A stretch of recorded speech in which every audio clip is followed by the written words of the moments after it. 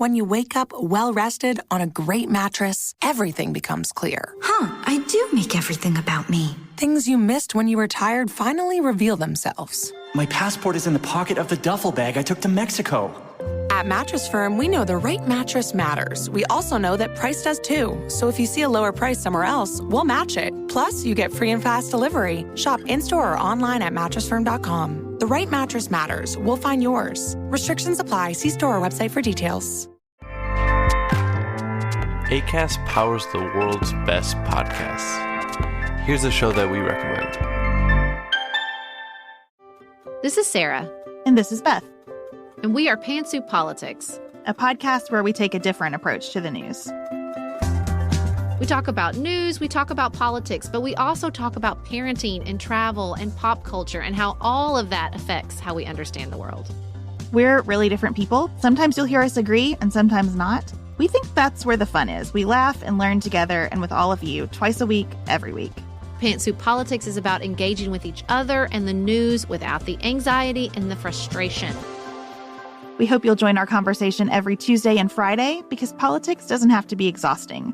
Our listeners tell us it's like time spent with your good friends who did their homework. Acast helps creators launch, grow, and monetize their podcasts everywhere. Acast.com.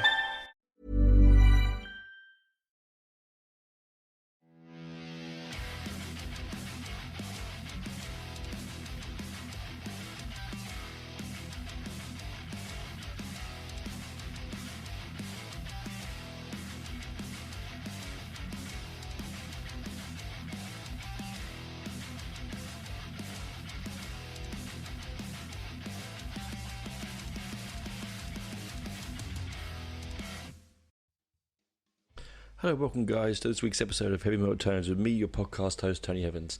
This week's dive into the world of music is going to be one of my favourite albums of all time, and it's been on my playlist and in my head for 37 plus years.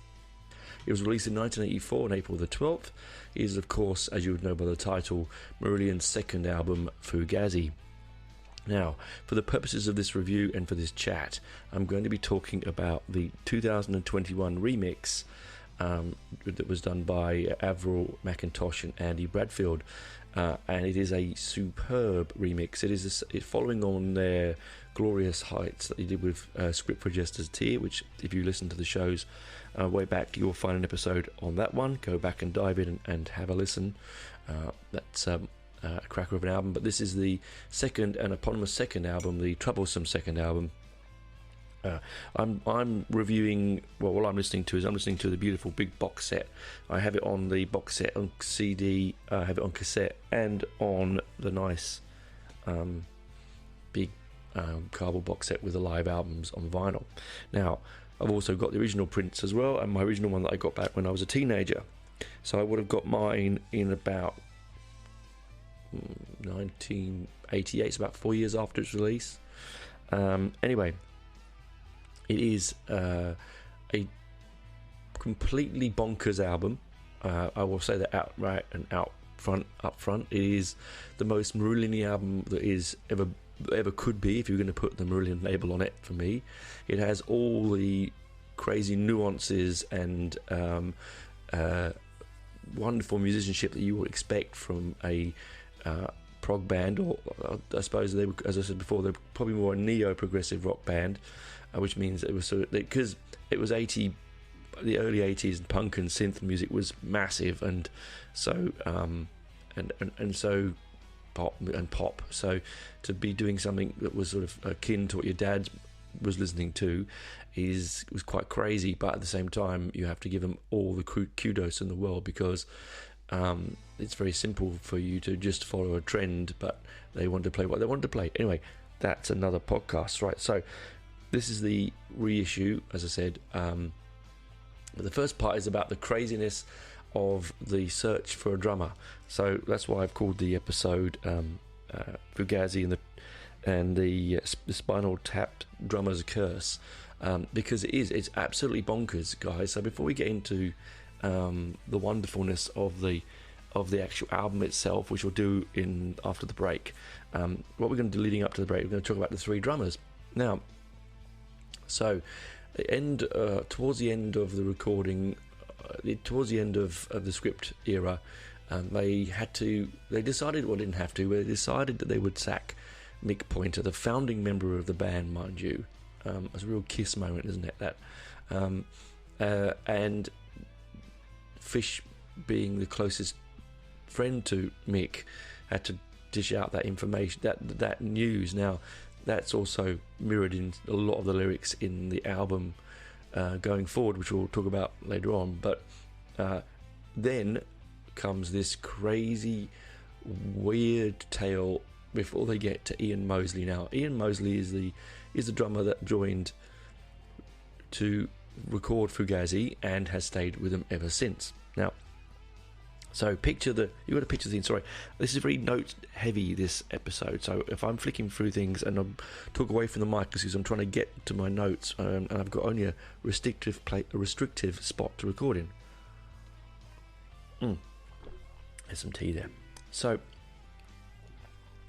as soon as because script had been a huge success for what it was a huge success, and the band had a huge cult following, was selling out the Marquee and Hammersmith Odeon and these big sort of icons of the rock world in the UK. They needed to get and they had a US tour planned. They needed to get in a drummer. So as soon as the information went out that there was a drummer needed, a lot of people put their hands up. Now, there's this one I found out. A lot of this information, but also comes from the notes from the reissue of the album. It's also in their biography, which is quite hard to get hold of the first part of the Marillions history, called it's just called Mark Square Heroes. It's quite a difficult one. I had it on paperback, left it in the UK, would you believe? I don't have it anymore, and it actually is quite really hard to get hold of. It's a really fantastic read, written by Mick Wall, I think. Yeah. Anyway, so crazy drummers, people like Woody Woodmanson. I can't even say it. Woody Woodmansey. He was the drummer for Ziggy and the Stardust, so Bowie's band, or Bowie, whichever you want to look at it. Ziggy's era, but the one that came to the fore was Andy Ward. Now, Andy Ward, anyone out there who's as big a prog nut as me, and I'm looking at you, John, and you, Mark, I know I'm looking at, you'll know who Andy Ward is, because Andy Ward was the original drummer for Camel. Now, Camel were, if you don't know who Camel were, or are, they are a prog band, one of the sort of major movers of that genre. A lot of a lot of instrumental pieces, a lot of instrumental albums, Snow Goose and so on, are just credible pieces of musicianship. And of course, the boys in the band being prog nuts. That sounds like an interesting thing, doesn't it? Prog nuts is something you could probably sell as a nice snack for long-haired art students. Anyway, hey, would you like some prog nuts with your beer and your 25-minute guitar solo? Yes, I would. So prog nut. So they were big in awe of Andy. Andy comes in. He's a much older, of course, been around the scene a fair while. Comes to the band with some incredible musicianship. Like he reignites the way that the band play. All of a sudden, they've gone from, and look, I feel sad saying this because I really love Mick Pointer's drumming. I don't see an issue with it. Of course, I'm not in the band. I don't know the limitations and what they think they were going to go forward. I mean, listening, obviously, with hindsight, yes, Ian Mosley is a far better drummer. But that, again, is also subjective, isn't it? Because what's better, what isn't, right? What was right for the moment. Anyway, they started playing sets because they've got to get ready to tour America. And they're also, in the process of writing and producing or getting ready for the second album, the eponymous album that I'm just talking about now. And so they had to really get a wriggle on. Okay, now Andy comes along. They all say yes, all awestruck. He comes in, he re-records Market Square Heroes and Free Boats Down from the Candy. And he gives it, a technicality that I said Mickey didn't have. Although I really highly recommend, if you want to do it, if you want to go that route and want to come with me and enjoy some difference in music, if it's your thing, the Mick Pointer Script album. I think it's just called Mick Pointer's Script. Mick Pointer's Script for Just a Tear or something like that. Anyway, it's actually really good. He plays the entire album, re-recorded and with different musicians, and it's really not that bad. Okay, it's actually pretty good. I mean, you can't replace Fish, but it's very difficult to do that, isn't it? So they get him in. Now, he was a really interesting character. The fact that he had these really bad injuries. He had severely damaged wrists, and so they could play and record and practice. They would tape the drumsticks to his hands, like with gaffer tape. Which is, that's a real rock and roll, for me. When people say, oh, prog isn't rock and roll, well, it bloody is if you're, in so much pain you can't play, but you're taping the sticks to your hands, right?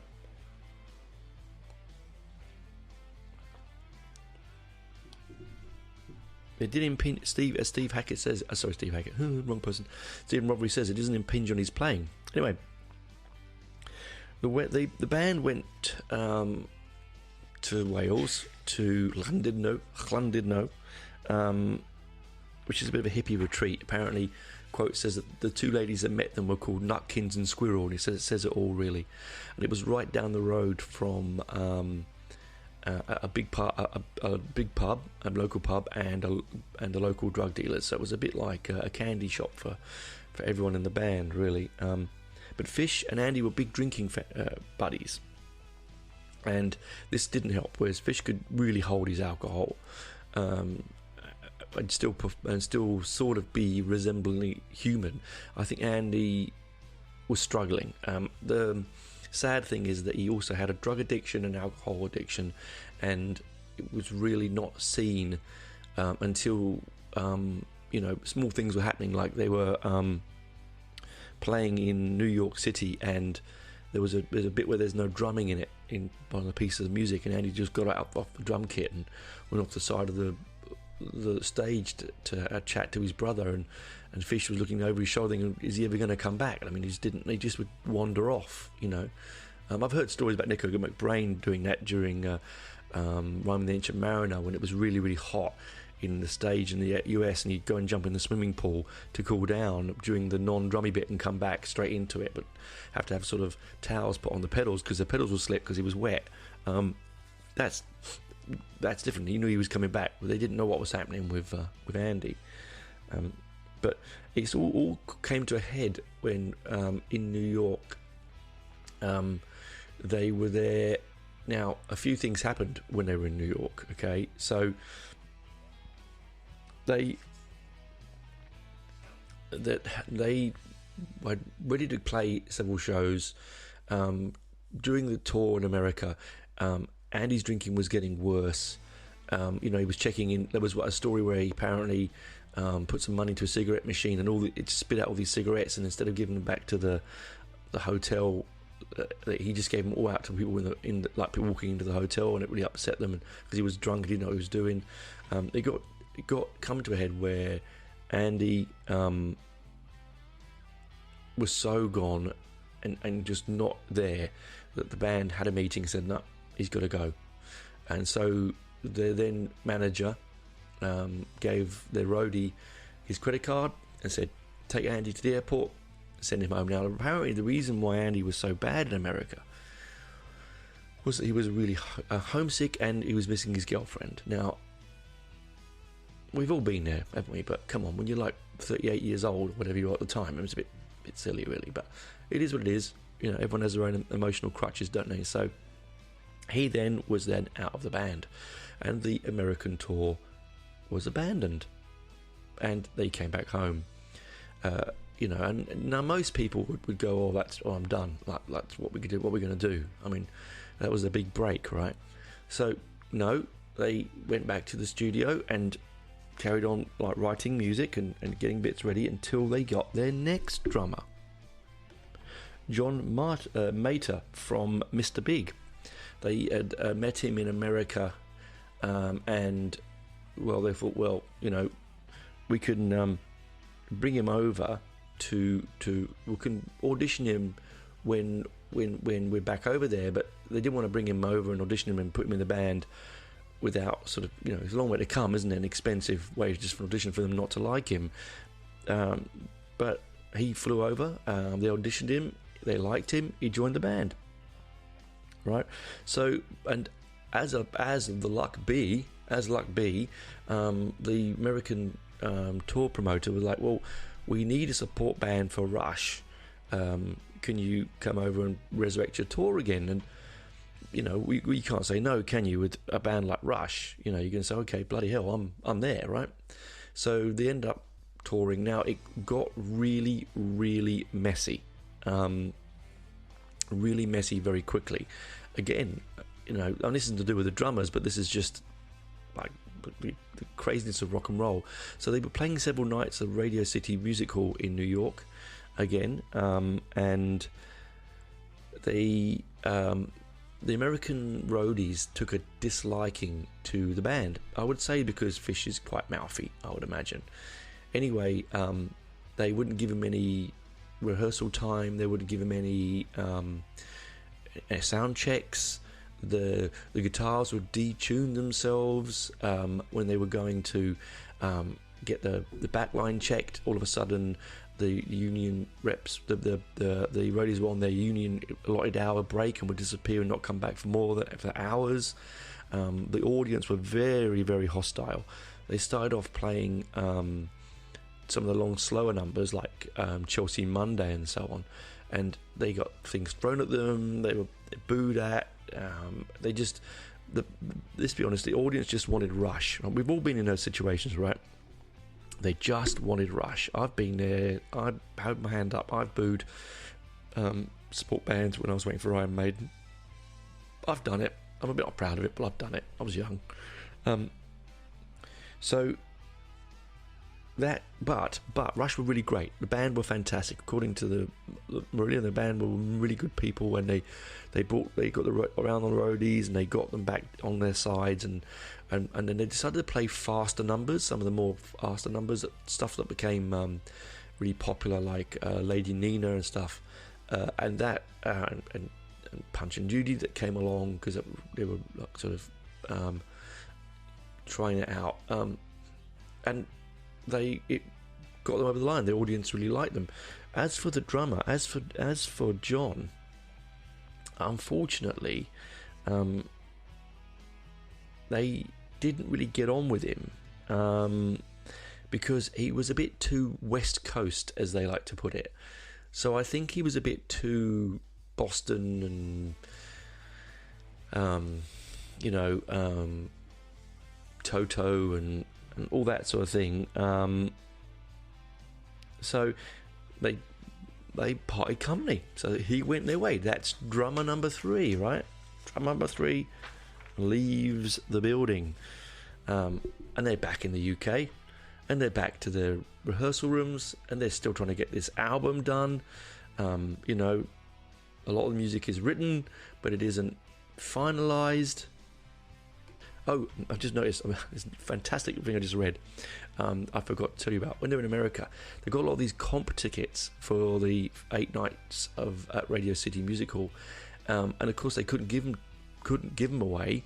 And family and friends weren't there because they're all over in England, so they gave them to scouts to sell extra for cash at top dollar because it was Rush, and they would use that money to fund their nightlife.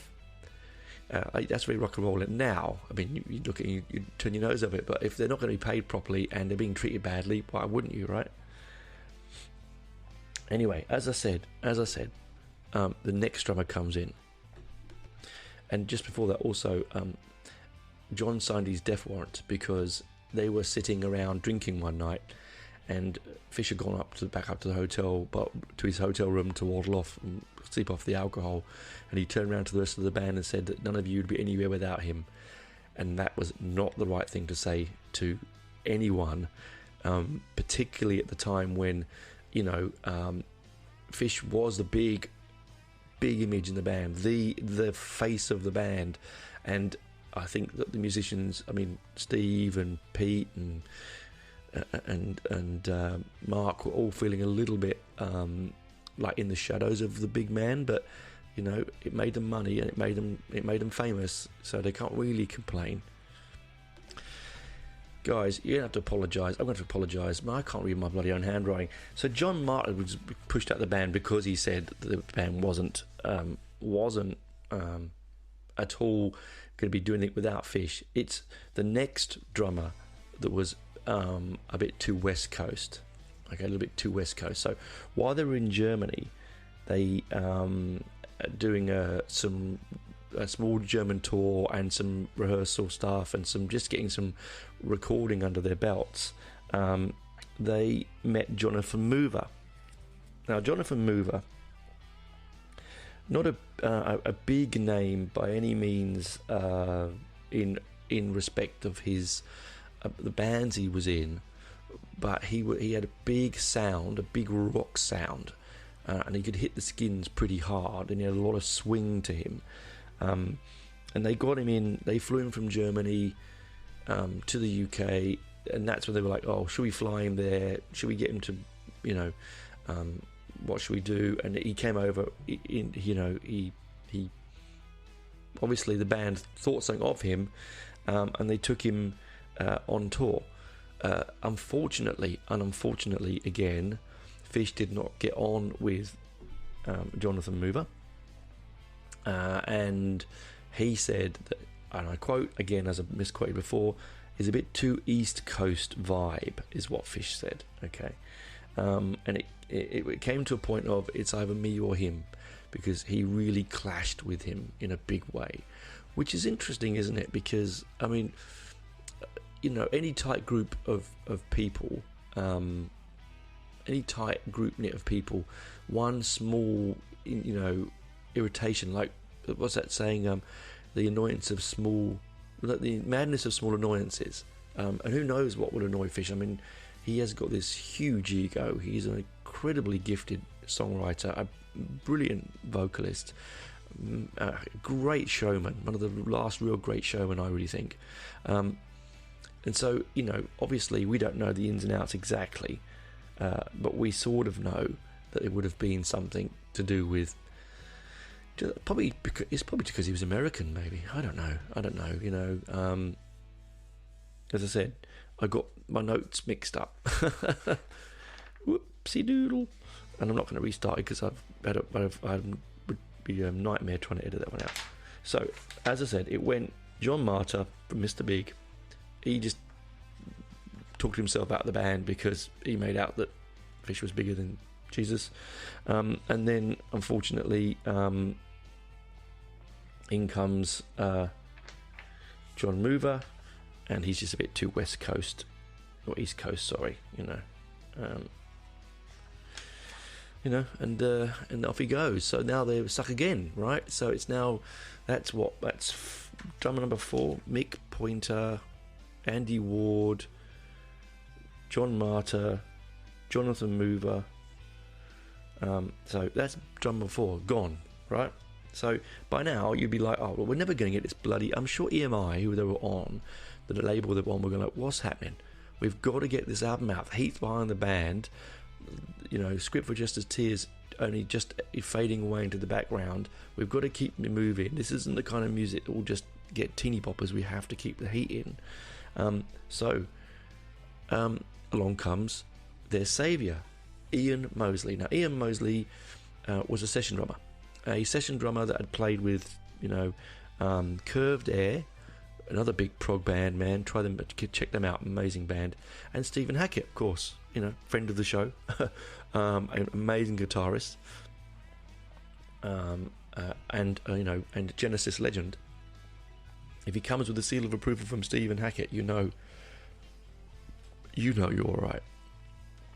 Now, Ian was approached by the band to come and do some, the band's management actually, to come and just do some just to do some session stuff to get the album finished, basically. And Ian at the time wasn't looking for a band, wasn't looking to join the band. He was 6 to 7 years older than all the rest of the band, and he was, he told him he was 29 when he was 30, because he thought if you tell a young group of 20-somethings that you're 30, you sound old. So he was sort of lying about his age a bit. But as soon as he came in, there was an absolute gel. Now, he did clash with Fish a few times. He's done that. He said that in his autobiography. He's clashed a few times with him. But again, that's not... We all clash with our friends and colleagues. It's quite normal. Yeah, he just jumped straight in, didn't he? He just felt straight in. All of a sudden, he brought a technicality. It was like... how do I say it? It was like... When you listen to the difference between what Jonathan Mover did, so I've listened to some live stuff with him and John Martyr and Mick Pointer and Andy Ward, and you listen to what Ian does, and Ian's got this huge Neil Peart kind of sound, like a big kit. He's always said he has a very big kit, which he did, and he's very technically, could use technically all of it, and he's a minimalist when it comes to his drumming, so he's not filling every breath with a beat. And he hits the skins in such a heavy way that's a resonant sound. They just all got on, and that's it really. He's never really they've never really looked back, and why would you with a drummer as wonderful as Ian? Ian's got his own biography out as well, which I highly recommend you listening to, but that's it. That's a tale of crazy four drummers, right? So what do you have? You have a sack drummer that was okay, that formed the band. You've got a prog icon that was clearly at the end of his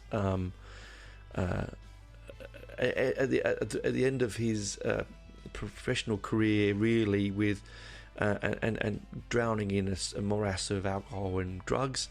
You have John Martyr, that's basically couldn't keep his mouth shut, technically okay, nothing spectacular.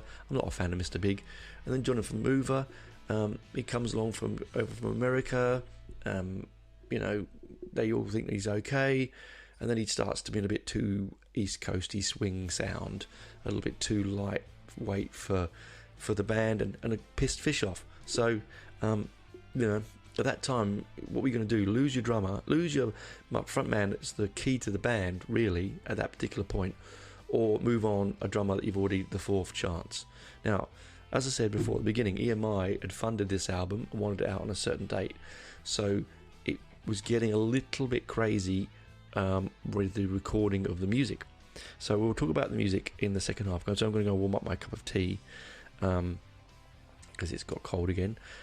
Crazy drummers, man. Crazy drummers. But right now, they're the same lineup, apart from Fish leaving back in 1989, 1990, as they were. So it obviously works. Anyway, we'll talk to you on the other side, guys. Bye for now. When you wake up well-rested on a great mattress, everything becomes clear. I do make everything about me. Things you missed when you were tired finally reveal themselves. My passport is in the pocket of the duffel bag I took to Mexico. At Mattress Firm, we know the right mattress matters. We also know that price does too. So if you see a lower price somewhere else, we'll match it. Plus, you get free and fast delivery. Shop in-store or online at mattressfirm.com. The right mattress matters. We'll find yours. Restrictions apply. See store or website for details.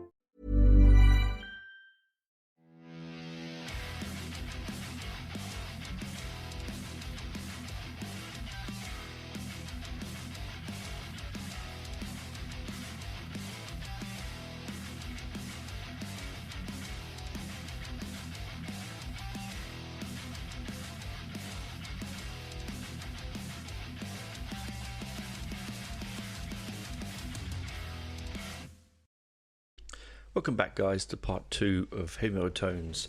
This, of course, is the bit of a look at the album. Fugazi, we've already talked about the craziness of the drummers. I even got it wrong, didn't I? I even got my notes all mixed up. There's too many bloody drummers to remember in what order they're in. Anyway, we have Fugazi. This is the 2021 remix, as I mentioned. It is a superior remix in the respect that this is how the sound of the band wanted it to sound like. So if you can think about this, say all the trouble they were going through with drummers and all the trouble with travelling back and forth, this in fact was recorded as an album in 4 studios and across Europe, and interestingly, well, I've written it down here. Where was it? Yes, Manor Studios, Psalm East, Il Pai Studios, Mansion Studios. It was quite a few of them.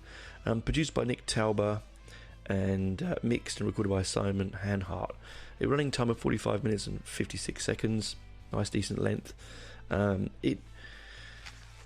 It's going to be disjointed, isn't it? It doesn't matter how well you get Ian in to record the album once you've got him settled down. All of the moving around and being in Germany, being in the US, just trying to get settled down to record, sort of hampered the final mix, I think. It also it did suffer from that 80s mix sound. That sort of that thin, sort of almost like recorded in another room with the door shut. It doesn't have the robustness, the stereophonics. It's a Welsh band, isn't it? It doesn't have the stereophonic sound that you get, the meatiness that you should have in an album with the sort of lyrical content and musical content that this band was putting out. But that aside, as I said, the new version, the new remix, fixes that 98%, in my opinion. Not 100%, because it can't do, but 98%, I reckon it's there, right?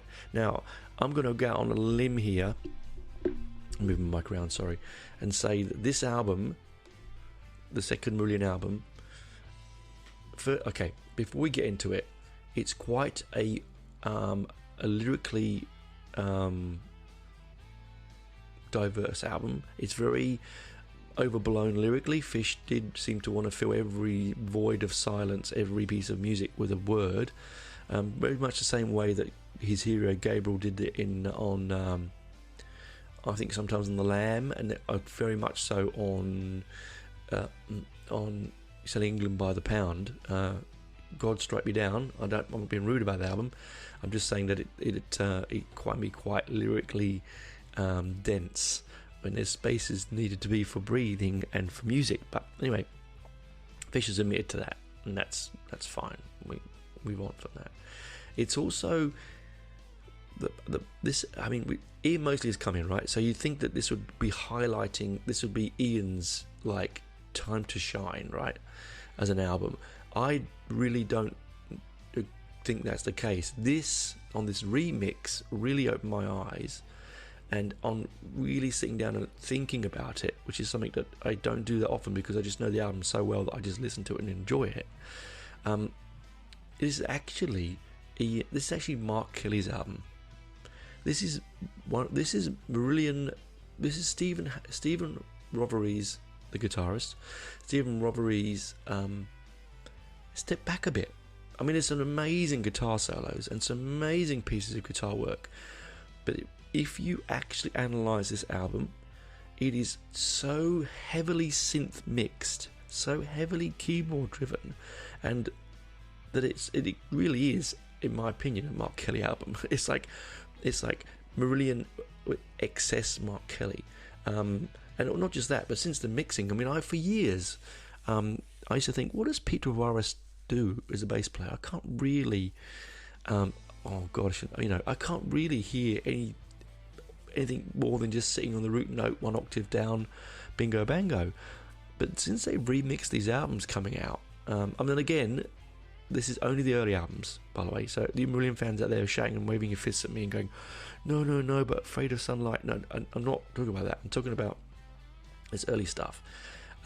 he is really fluid. He is, because he was the actual most musically experienced member of the band until Ian arrived, because he used to be in the Meteors, which is a punk band in Aylesbury.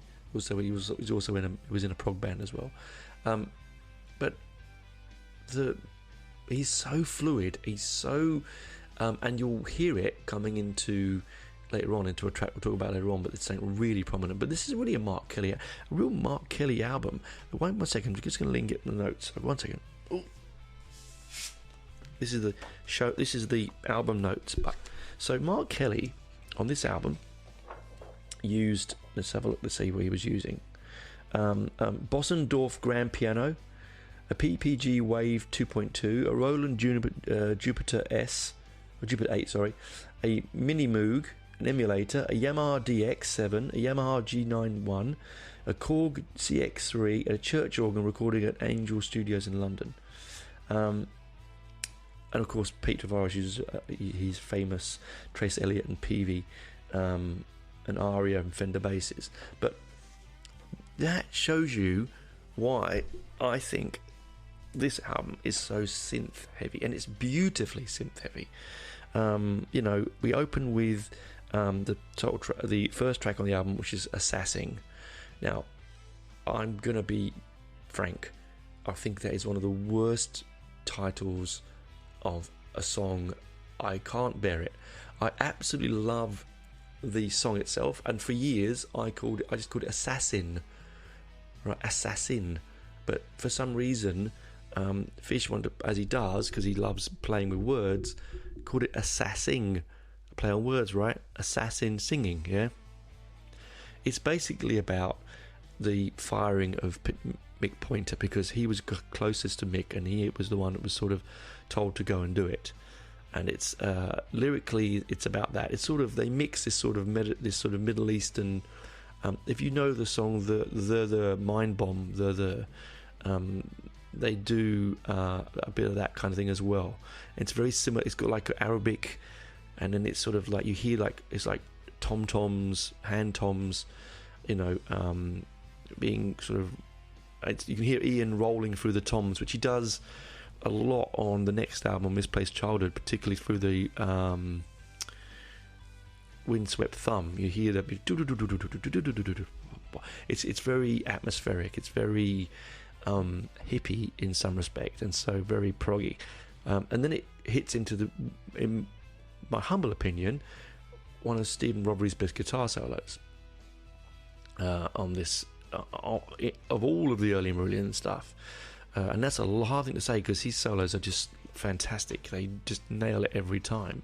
But this particular one is one of my favourites, and I've made a note now for you, dear listeners in podcast land, who know how I feel about Pink Floyd.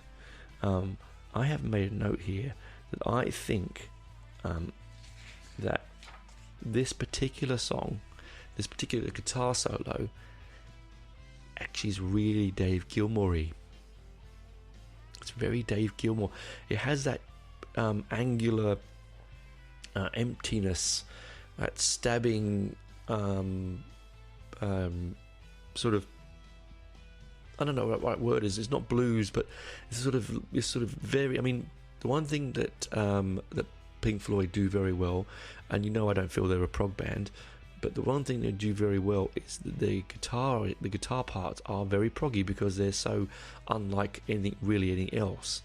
Although you can hear Peter Green in it, can't you? And all that, but we won't go down that route. But I think it's very, very much early Floydy. It just has that Floydy feel, and the keys, Mark Kelly's keys, just in the chorus and just behind the chorus, and that stabbing organ sound. I'm not a key person enough to know what each organ or which keyboard was used for each different sound, but it certainly has this sort of 80s proto-electric sort of sway, and it's just beautifully. I really. The album starts here, and Fisher said this. He struggled with this album, touring it live and doing it later in life because it's all in a very high register. It's all very falsetto, and so the music's played in that area, like all the guitar and the keys, it's all played up there. And so when Fish he struggles, these you can hear him some of the live albums struggling to keep up with that. They've had to actually tune it down a bit later in his career before he retired, so he could play it better. He could still play it, which is nothing. I mean, Ian Anderson does that from Toll. A lot of people do it. Bruce Dickinson from Iron Maiden has done it, and it does it successfully. As I said, it's got atmospheric toms. It's very cinematic. I think it's very cinematic. I'm sorry, my notes here. Bash this wrong. Sparkly, has a sparkly finish to it. I don't know what that meant when I was writing that, but I wrote sparkly finish. And I've got Peter Voris bass on this mix. Is really, it's more than just steady. It's pretty attacking, actually. And then I love it. I'm going to just leave you with the end lyric from it, okay? And what do you call assassins who accuse assassins anyway? And he goes, my friend, dum dum. Brilliant. Absolutely brilliant. And then straight after, these are the first two singles, the only two singles off the album, Assassin and Punch and Judy, are back to back on the album. When you first buy it and you put it on, the first two tracks you get are the singles. Sometimes that's a bit of a con, isn't it? Because you probably want the singles later in the album so you can sort of wait to get to them. Anyway, we jump straight in to Punch and Judy. Now, Punch and Judy, okay, so a lot of people have accused Deerfish, one of my heroes, of being a bit too schoolground lyric, rhyme every second line lyric kind of lyric, and full of sort of now I have heard the word misogyny chucked at Fish, and I don't really feel that's the right thing. He does write from a male's perspective, but why wouldn't he? He's a male, and so for there, that's his perspective. Now, yes, a little bit of it is pubescent kind of boyhood worries and stuff like that, but he lived through that. That's what he lived through. That's what he was. That's what happened. And so this song is a really interesting single. He did it again later on with Family Business in his solo album, first solo album. It's about spousal abuse basically, but it's not as heavy as you would think it is. It's sort of from the point of view where the male is the one that's being sort of abused, I think. I could be wrong, man. I could be wrong. Again, really crunching, uplifting guitar from Steve. Brilliant, stabbing, angular, cold and angry keyboards. Ian's very solid, thumping, almost lifeless drums are perfect in this particular track, right?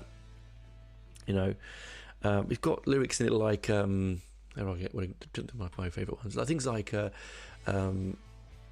let me get the lyric sheet, and I'm going to tell you what. Wait a second. So, great lyrics like this, okay? Who left the cap off the toothpaste tube? Who forgot to flush the loo? Don't walk across my polished floor. Leave your sweaty socks outside the door. Whatever happened to the morning smiles, wicked wiles, permissive styles, twinkling eyes, hard fast drives, compliments on unnatural size?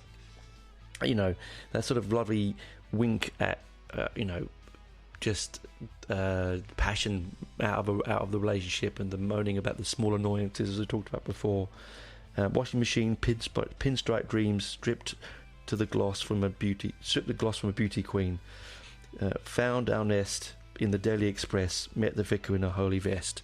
Yes, it is quite straightforward rhyming, but my God, it's a fantastic single, and a really daring for a single. I think it was the most upbeat on the album. Really, there was not many singles you could have pulled from this album. Now, interestingly, this album sold just fewer than what Script for Jester's Tear did, and there's a quote here. It says, the album would definitely ultimately sell fewer records to its predecessor, while still an admirable achievement, didn't match the expectations of EMI Records.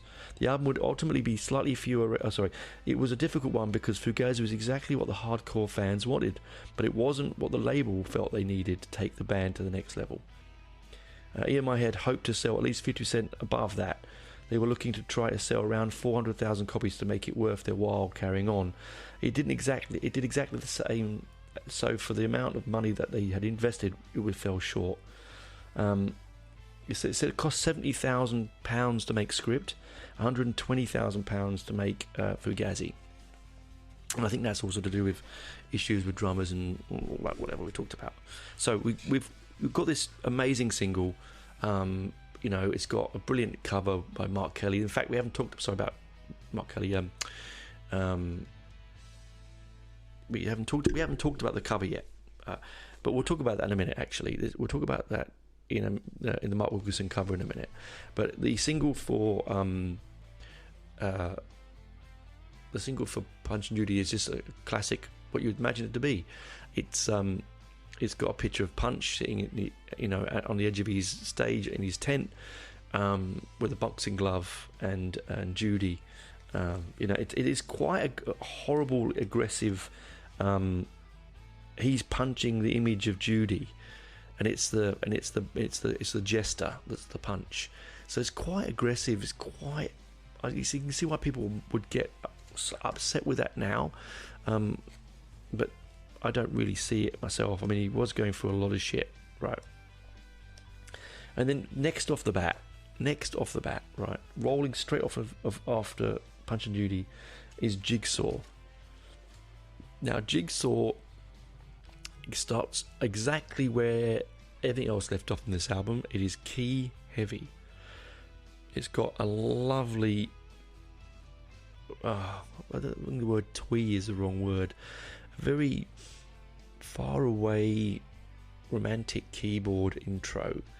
And I don't know whether that's the right thing to say. It has this sort of wistfulness, this sort of distance to it, again, also it is one of the longest songs on.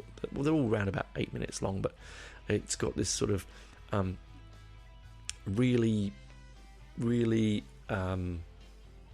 stabbing middle eight to it.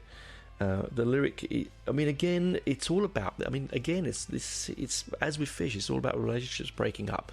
This is what Jigsaw's about as well. I'll give you the opening stanza of lyric. We are jigsaw pieces aligned on the perimeter edge, interlocked through a missing piece. We are Renaissance children, becalmed beneath the bridge of sighs, forever throwing firebrands at the stonework. We are Siamese children related by the heart, bleeding from the surgery of initial confrontation, holding the world's scalpels on trembling lips. The word scalpels on trembling. So it's, again, you can see that he's just trying to say he's having a real tough relationship. But it's a lovely imagery, isn't it? Jigsaw. So it's about, that ultimate happy life, but there's a bit missing. But we're not the bits in the middle, we're on the edge, looking into the bits that are missing, right? And the bits are filling up, and it's not what we want, and we can't find that bit that's not going to keep us happy, right? It's got this. There's a really nice bit in the last chorus where it goes, "Trigger happy, happy, happy, Russian roulette on the waiting room," and it's just like it does have that sort of thing that we did in the late 80s, that sort of lovelorn feel. But again, one of my favourite tracks on the album, and key heavy, very key heavy. Steve does some beautiful work, but it stays in the background a lot on that one, sort of hangs back like he does with Punch and Judy. And then we go into Emerald Lies. Now, Emerald Lies is one of those songs that it is hard to describe, easy to enjoy, wonderful to listen to, brilliant to break apart, but completely bonkers, batshit crazy. It's a roll-on effect of this sort of love-lorn thing that was going on. Ian Mosley's drumming on Emerald Lies is just crazy good. I'll give you another lyric from this one. To don the robes of Torquemada. Okay, they know who Torquemada is. He was the head of the Spanish Inquisition. As Mel Brooks once said, Torquemada, you can't ask him to be lenient. Torquemada, you can't ask him to save your life. Let's be honest, you can't Torquemada anything. Anyway, that was misquoted badly, but you get the idea. Where was I? Was okay. To don the robes of Torquemada, resurrect the Inquisition, in that tortured, subtle manner, inflict questions within questions, looking in shades of green through shades of blue. I trust in you, trust in me as I trust in you. Very odd, I know. I mean, what was he on? I mean, truly wonderful. He must have been in a lot of pain, but a sort of lyrically though, it does mesh beautifully with the music. And there was a point sometimes, and I've listened to this album, you know, I can't count how many times I listened to this album, but almost to the point where the lyric just dissolves and I don't know what he's talking about, and I never have done, and it just punctuates the music, and so it becomes another instrument, right? To be the prince of possession in the gallery of contempt, suffering your indiscreet discretions as you ask me to relent. And this is where he gets very falsetto in this. He gets very high, almost a little bit too high. I think it would have been wise to record this in a different register, but a different key. But you know, anyway, that's Emerald Lies, and it goes on. It does drag on a little bit. Emerald Lies. It does. It's that. It's the sort of. Is it end of side one? Oh, hang on, 1 second. Live checking. Look at this. Oh. Yes, end of side one. It sort of ends the side pretty well. Sorry, I'm knocking the mic a bit more this week. It sort of, yeah, I love it because I love this album, and it could be one of those songs that might put you off once you're listening to it. Don't let me put you off, because I think it's a cracker of a song, but there might be some of you out there go, I don't know what he's talking about. But then hands up with us who can honestly say every song they ever listen to, they know exactly what the lyricist is talking about. The only one you can absolutely definitely say you know what it's about is the guy that let the dogs out, who didn't know who let the dogs out. That's probably the only one you can say, well, I know, or I want to hold your hand. But even then, that could be ambiguous, couldn't it? You know? So we turn it over and we get She Chameleon, another lovelorn relationship song. This is the relationship album, people. Again, She Chameleon. What can I say about She Chameleon? Opens with some beautiful church organ music. Obviously, Mark is using a church organ. Now, there was a funny story about this particular piece of music. That apparently when Mark was playing it, they're all in the church playing this piece of music, this recording studio. It was an old church, and he saw someone walk around a corner, or he saw a hand or something like that on his piano, something spiritual, something non-worldly. Only he saw it though while they were recording, and it just disappeared. So, you know, I don't know whether that adds to the eeriness of the song, because it does have a very the thing about Fugazi as an album, it's timeless in the effect that it's the most unprog but proggy thing I've ever heard. It has heavy political undertones. It's got crazy virtuosic music, but it's also got these strange moments like this, which, to be honest, this track could have come off of an ELP album quite easily, or a Vandergraaf Generator. I mean, a lot of times Fish has been accused of stealing Mark Hamill lyrics, and the singer of Vandergraaf Generator, by the way, not not Luke Skywalker. And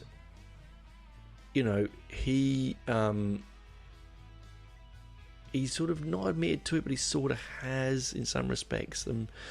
Sort of, you can hear it, but what's wrong with a nod back to influence? Yeah, he's not stealing them because he can't think of a word. He's just, the imagery in his mind is so set that way that when he goes to write the paint the picture with his words, the palette is what he was always used to, and that happens to be, Hamill, for instance. Now let's have a look at this one. Okay, sheltering her ego on the edge of the floodlit arc, she'll contemplate seduction, she'll calculate the catch. When she moved, her presence speared me. When she spoke, her words snared me. Watch the lizard, watch the lizard, watch the lizard with the crimson veil. So, it's obviously about a woman, a lady friend, a woman that has caught his heart, that has ensnared him. Probably someone he shouldn't do, maybe a married woman, who knows, and it's just a bit dangerous, right? She's not someone to be trusted. I get that feeling in this. I see a different doorway shut a million times before, smiling she chameleon, smiling vinyl whores. I think I'm not going to go much more into that. I don't know what else I can really take in that direction and what else I can do. It is a long piece of music. It is because on the second side of this album there is only 3 tracks. Well, there's only 3. There's 4 on the first side. Okay, these are longer pieces of music.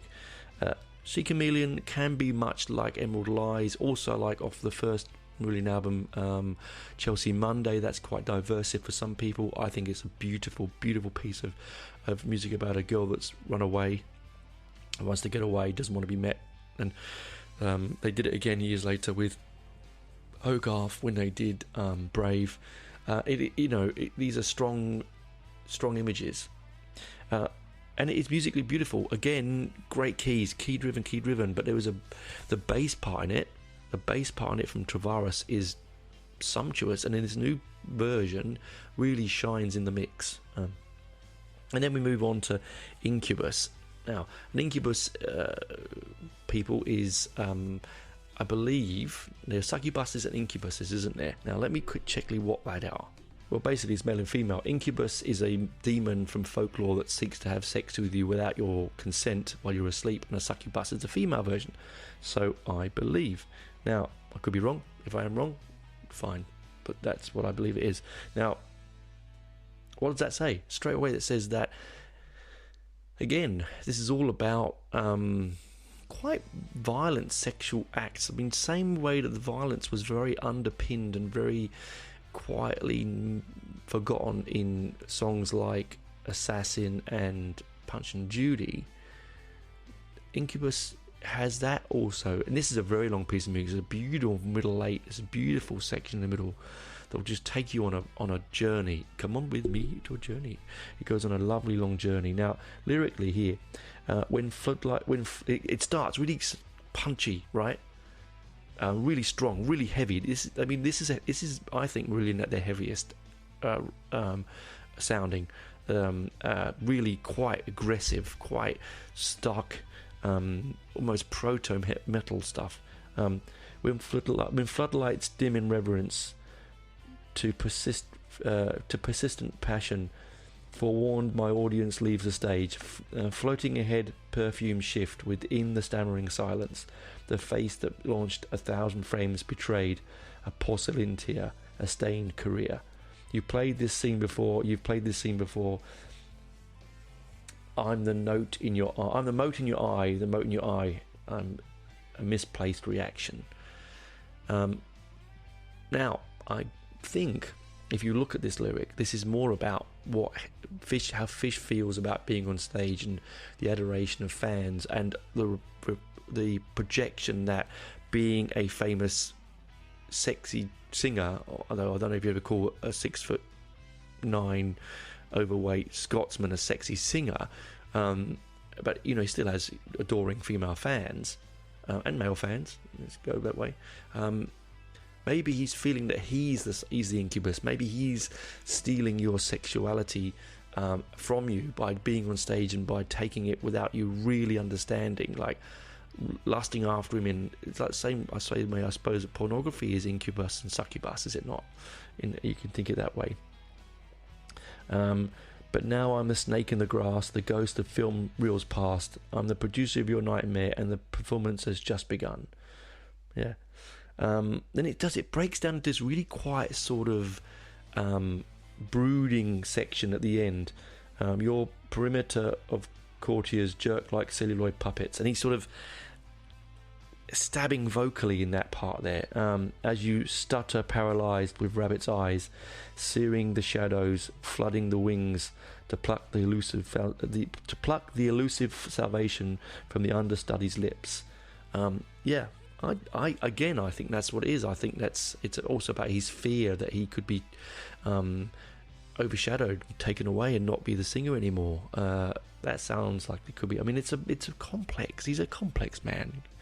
He writes complex lyrics. I mean, this is how I'm interpreting the lyric. It could be completely different when you read it or listen to it.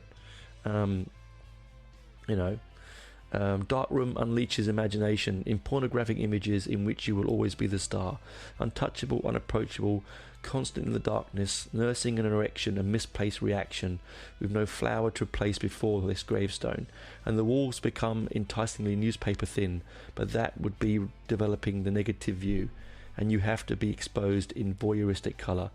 The public act, let your model your shame on the mannequin catwalk, let the cats walk.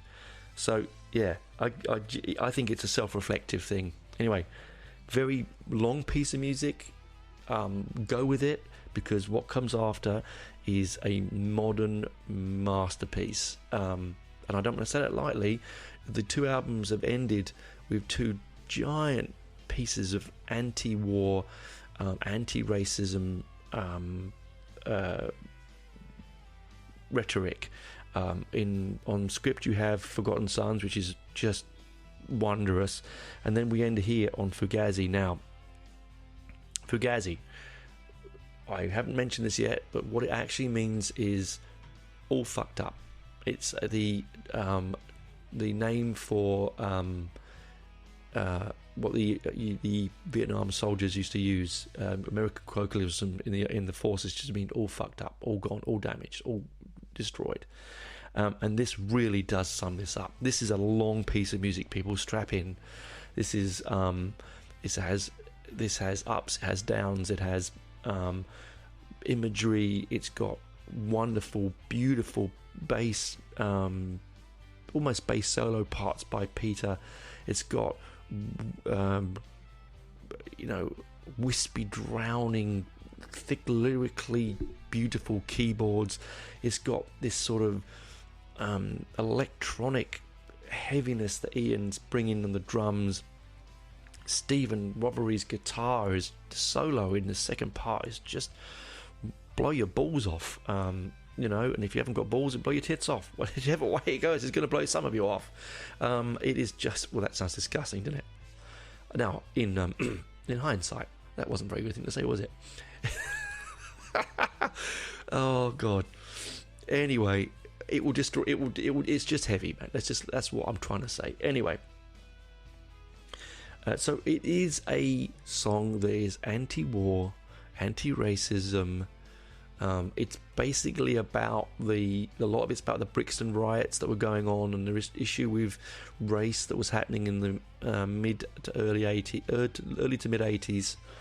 I'm going to give you a lyric that for me, that always seems to gel in me, right? It really sticks to my soul. And the thief of Baghdad hides in Islington now, praying deportation for his sacred cow, a legacy of romance from a twilight world, the dowry of a relative mystery girl, a Vietnamese flower, a Dockland union, the mistress of a release from a magazine's thighs.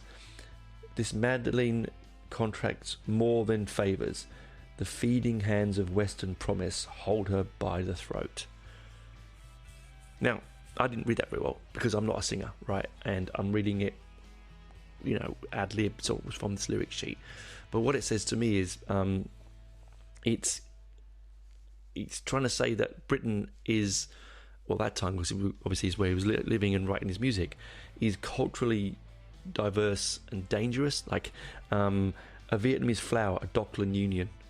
So is that illegal immigration? Legacy of romance from a twilight world, the diary of a relative mystery girl. Again, is that his girl? Is that someone gone missing? There's so much you can read into that. The son of a swastika of 45, parading a peroxide standard. Graffiti can conjure disciples' testaments of hatred. I'm going to read that again because that was read that shit. I really should read that really shitty. The son of a swastika or 45, parading a peroxide standard. Graffiti conjure disciples' testaments of hatred. Aerosol wands whisper where the searchlights trim the barbed wire hedges. This is bricks and chess. Black, white, black, white. Again, right. What does that say? The son of a swastika of 45. Now, so that is saying anti-Semitic music, right? That's skinheads. Son of a swastika on 45, parading a peroxide standard. So, they're these neo-Nazis, okay? He's talking about neo-Nazism. Graffitis conjure disciples of testaments of hatred. So, basically writing anti-Jewish statements on walls, on synagogues. They were doing a lot back then, Son watches father scan obituary columns in search of absent school friends, while his generation digests high-fibre ignorance, cowering behind curtains and the taped-up painted windows. Decriminalised genocide, provided door-to-door Belsons. Oh, God, I mean, just... People, listen to it. Honestly, take my word for it. Don't take my word for it. Whatever. I'm not giving it the best justice. I'm not doing it the best of justice, am I, right? But it's this... he's rapping in a 11-minute song. He's putting in...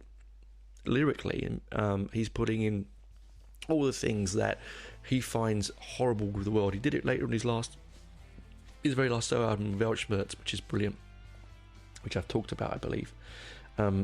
It's just a night for embankment folds a newspaper castle, a creature of habit begs a boatman's coin. He'll fade with old soldiers in the grease-stained roll call and linger with the heartburn of a Good Friday's Last Supper. It's just, again, there's the Irish issue, which he brought up in Forgotten Sons, quite dramatically, I might add. And it's just got these wonderful bits where it just goes into this sort of almost windswept thummish, as I said before, from Misplaced Childhood. It's got those how. It's really atmospheric, and I've heard him play this live, and it makes the skin on the back of my neck go up. Is it bloated lyrically? Yes. Does it have direction? Possibly not. Does it have sentiment and pride? Yes, it does. Does it have a blinded, drunken poet's view on life? Yes, it does. But it's truly, truly apt for this time that we live in now. Truly apt. I don't think there's a more apt song. Maybe Forgotten Sons, with the Marillion early stuff. That's very apt now. It's just wonderful. I'm humming too much, aren't I? Sorry. Just brilliant. So, and right at the end, it ends the album. Now, originally the first print, it just cuts dead, and they never liked it. They wanted this song to fade out. Okay, and it fades out to the lyric, where are the prophets? Where are the visionaries? Where are the poets to search for the dawn of the sentimental mercenary? So, where are the prophets? Where are the visionaries? Where are the poets to search the dawn of the sentimental mercenary? Just brilliant, and then it ends. So, not a long album, a complex lyric album, beautifully recorded, much maligned. A lot of Marillion fans look at Fugazi as the album they don't really enjoy, which I got to say is blinkered, because most Marillion fans will go jumping into your script and then you're misplaced, and then onto one of the greatest concept albums of the 20th century, which is Clutching at Straws. They're going to do that. They're going to go those ways, because maybe it's when they bought the album, maybe it's when they connected to the band. A lot of the time I think it's because it is a very hard album to penetrate lyrically. It can be very proggy because of the keyboard, where the keyboards are driven and the guitar solos are very, as I said, very sort of almost homage to Floyd. The Hackett sort of appears in there slightly in the mix, but it's mainly more, I think, a Gilmour sound. And so maybe the fans just go, well, it's not Misplaced Childhood. It's not Script for Jester's Tear. It's that complicated second album. And I also think maybe they get put off because the sound itself in the original mix is a bit thin and a bit dated, very much like Iron Maiden's first album. They always say that doesn't, Steve Harris hates the way that's mixed, but they were doing they didn't know it was their first album, right? And I think the way that the EMI was forcing the hand of the band to get this second album out, and the way that they were PR and A&R people were pushing, and Fish wrote a lot of lyrics sort of on the spot, like he did for Misplaced Childhood.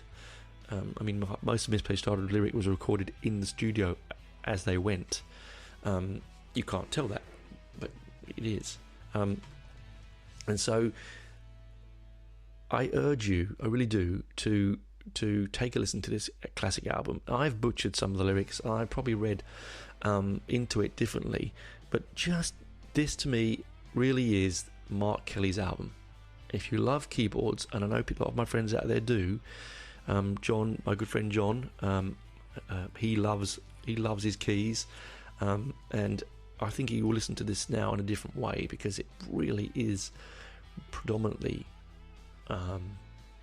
synth heavy, and and also Pedro Varas basses shines through on this new mix. So you can get the mix on iTunes and Spotify. You can buy hard copies if you want. It's quite hard to get the vinyl reissues now.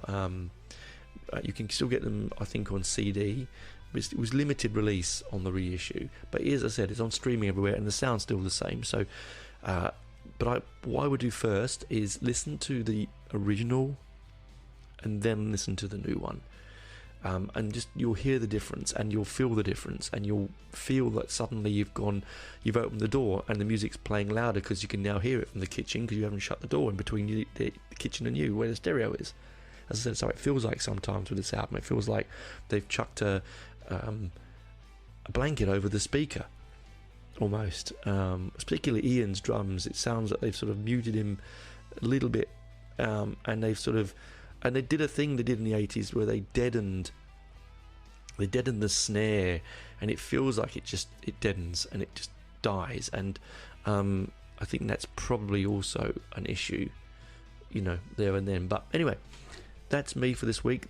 I love this album, as you can probably tell.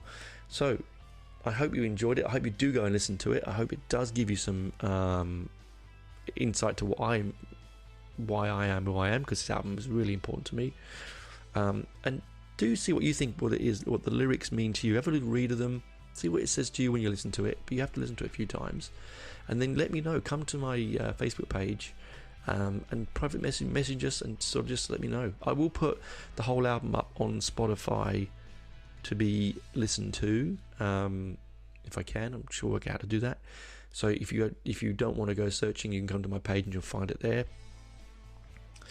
Anyway, that's me for this week. It's getting cold here in Canberra, but it's quite a nice day today. I don't know why I've told you that. A little bit of flourish. Anyway, May's coming to an end. Can you believe it? Can you believe, man, May is coming to an end? We'll be in June soon. Oh my God, halfway through the year. some big gigs come up in June. Some really big gigs. I'm looking forward to that. And I've got an interview lined up. That interview I mentioned a few weeks ago is coming to fruition soon. That will be really good, a good one. Anyway, bye for now. I'm rambling. Ciao.